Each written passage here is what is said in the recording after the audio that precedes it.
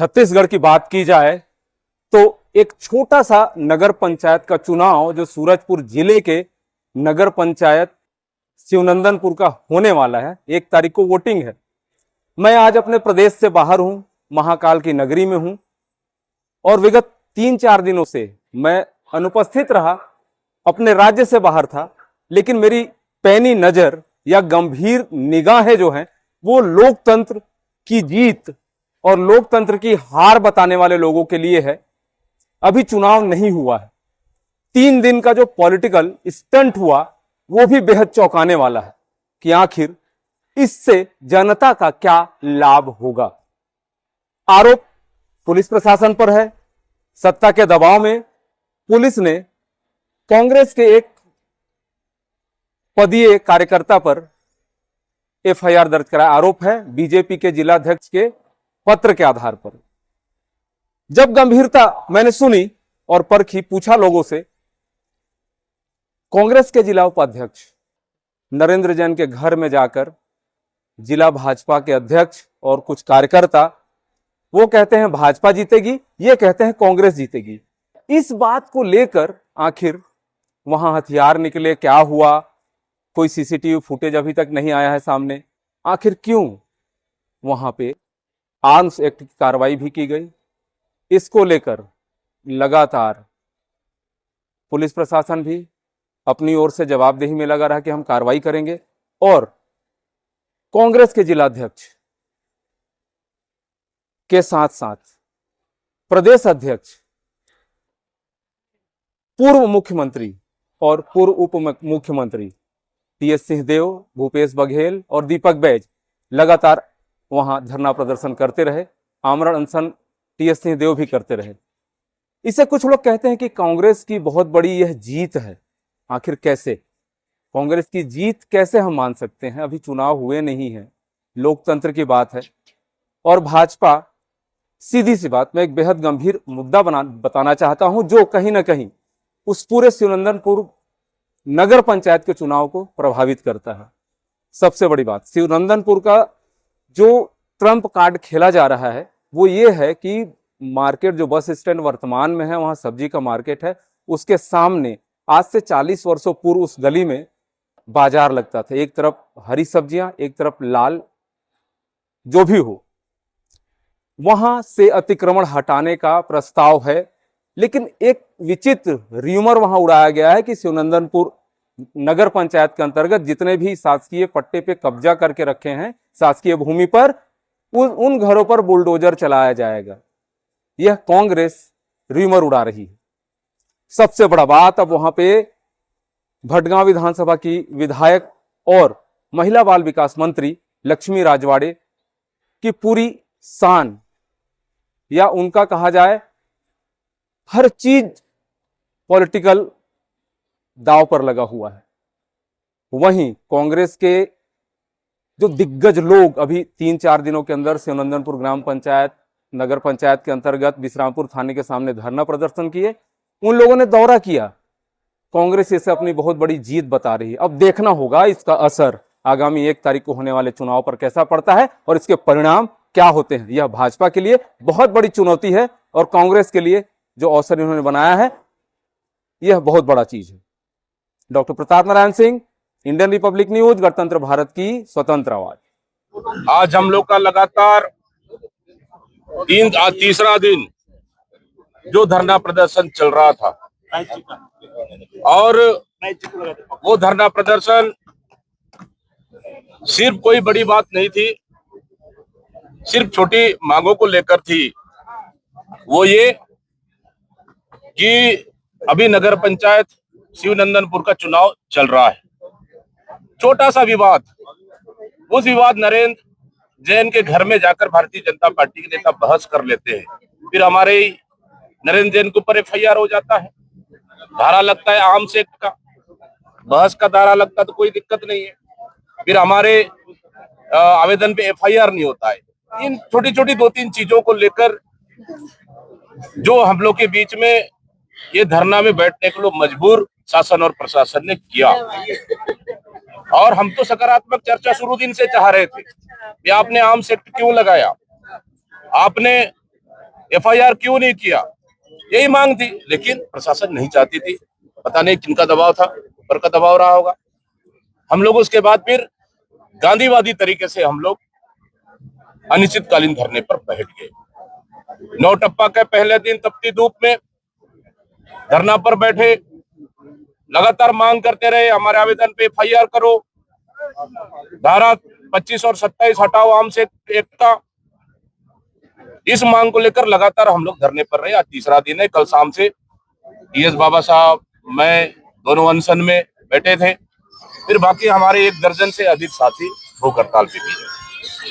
लेकिन लगातार कल रात से प्रशासन से चर्चा के बाद आज सकारात्मक पहल निकला, और पहल निकलने के बाद जो हमारी मांगे थी, जो कमियां थी, उनसे हम लोग प्रशासन से चर्चा किए। तमाम सीनियर नेताओं के साथ चर्चा होने के बाद की पहला मांग कि हमारे आवेदन पे एफआईआर कर दो। कल रात को 12 बजे एफआईआर हो गया। दूसरा कि धारा 25 और 27 आप हटाओ। तो इस इशू पर जांच होने के बाद बयान के बाद ये आगे कार्रवाई होगी, और इसके लिए बकायदा एक उच्च अधिकारियों को इसकी जिम्मेदारी दी जाएगी। तीसरा कि यहाँ इंचार्ज में बदलाव हो रहा है। तो ये 3-4 चीजों को लेकर सहमति बनी, और उसके बाद हम लोग आंदोलन, आज का यह अनशन हम लोग समाप्ति, सब कार्यकर्ताओं से चर्चा करने के बाद, बाबा साहब से चर्चा करने के बाद इस आंदोलन की समाप्ति की हम लोग ने घोषणाएं की। लेकिन आदरणीय साथियों, ये जीत है कांग्रेस पार्टी की, ये जीत है सच्चाई की, ये जीत है न्याय की। हम कल से 2 दिन से उसी चीज को कह रहे थे कि हम न्याय के लिए लड़ रहे हैं, हम सच्चाई के लिए लड़ रहे हैं, गांधीवादी तरीके से लड़ रहे हैं। लेकिन सत्ता की अहंकार ने दिखा दिया कि सरकार का अहंकार दिखा। अगर शायद सरकार शुरू दिन से बात करता तो आज तीसरा दिन नहीं जाता। लेकिन इसी तरह से सरकार को समझना चाहिए, वहां बैठे लोगों को समझना चाहिए कि सत्ता से बड़ा लोकतंत्र है, लोकतंत्र से बड़ा सत्ता नहीं है। लोकतंत्र के आगे सत्ता को भी झुकना पड़ता है, और आज सरकार ने झुका है। ये सबसे बड़ी जीत है हमारी, और इस जीत के लिए निश्चित रूप से मैं सबसे पहले उन तमाम कार्यकर्ताओं को बधाई दूंगा, शुभकामनाएं दूंगा जो नौटप्पा धूप में लगातार 3 दिन तपते रहे। उनको बहुत बहुत बधाई, और विशेषकर टीएस बाबा को बहुत बहुत बधाई, जिनका मार्गदर्शन लगातार मिलता रहा, आशीर्वाद लगातार मिलता रहा, हम लोग का मनोबल बढ़ाते रहे, और हमारे साथ कदम से कदम मिलाकर डटे रहे।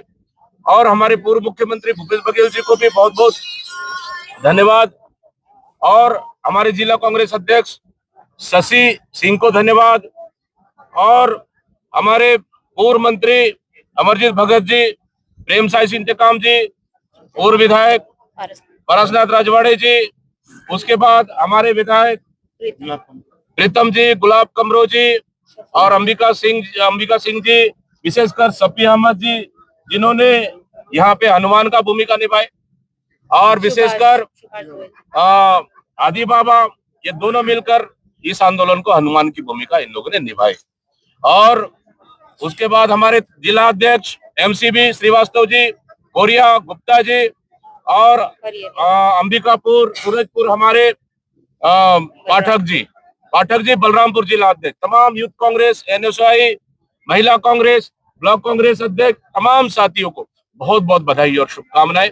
ये जीत कांग्रेस पार्टी की जीत है, ये जीत कार्यकर्ताओं की जीत है। आगे भी इस तरह से अगर किसी कार्यकर्ता, आम जनता के ऊपर, अगर सरकार अपने कार्यकर्ता, अपने नेताओं को बचाने के लिए अगर किसी तरह जिस तरह से अगर अन्याय करती है, उसके लिए कांग्रेस पार्टी आगे भी लड़ाई लड़ने के लिए पूरी तरह से तैयार रहेगी। इसलिए पुनः बहुत बहुत बधाई और शुभकामनाएं देते हुए, ये जीत बड़ी जीत है, और ये जीत कार्यकर्ताओं की जीत है, ये जीत पार्टी की जीत है।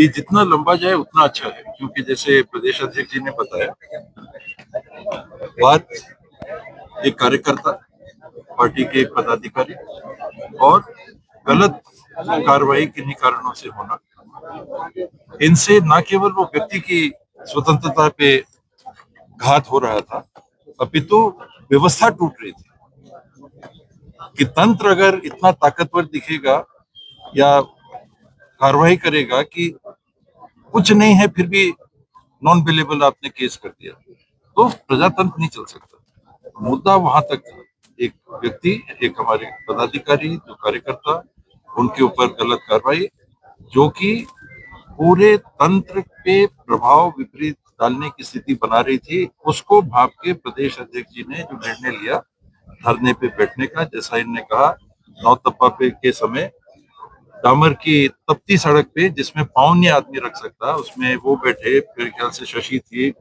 प्रेम थे, आदि थे, पारस थे और साथी थे, सब कोई उस 4 घंटे तक बिना दरी के उस डामर की गर्म सड़क पे इन लोगों ने तपिश की परीक्षा, अग्नि परीक्षा एक तरह से पास की और अंततः जो न्यायोचित होना चाहिए था वो न्याय के लिए पहल की।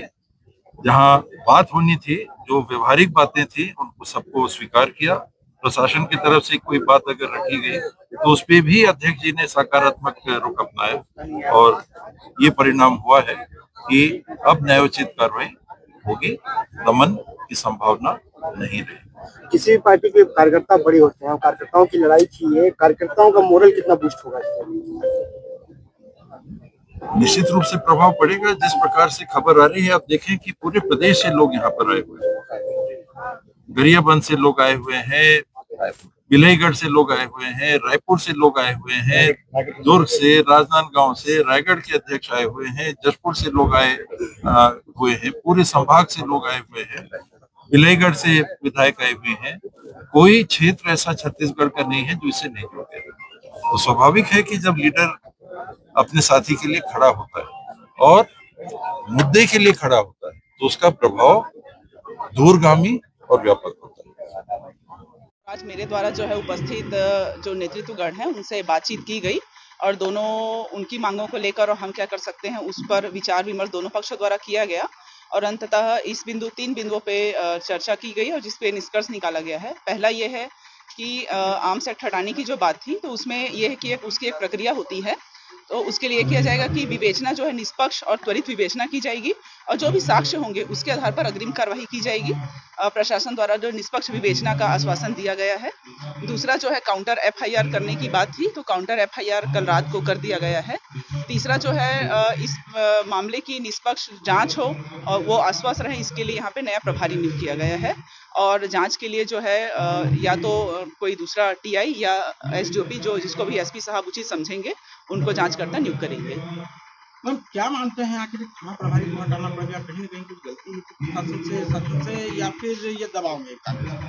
नहीं, ये दबाव नहीं है, गलती नहीं है। अब ये जो भी है विवेचना का विषय है, ये आगे जाके जो विवेचना होगी उसमें इसकी। वहीं आपके जो एफआईआर थी, आपकी जो धर्मपत्नी थी उन्होंने एफआईआर की शिकायत आवेदन दी, उसको कार्रवाई नहीं की जा रही थी, क्या मानते हैं इसके पीछे वजह क्या? ये राजनीतिक दबाव था, सत्तारूढ़ दल का दबाव के कारण जो है पुलिस भी जो है बैकफुट पर थी और दबाव में पुलिस ने हमारी पत्नी की रिपोर्ट पर भी अपराध दर्ज करने से इनकार कर दिया था और झूठे जो मामले मेरे खिलाफ आर्म्स एक्ट की धारा लगी है उसे हटाने से भी इनकार कर दिया था। पर कांग्रेस संगठन ने इतनी मजबूती से इसका विरोध किया कि पुलिस और प्रशासन को बैकफुट पर आना पड़ा और निष्पक्ष जांच की बात को अब स्वीकार करनी पड़ी।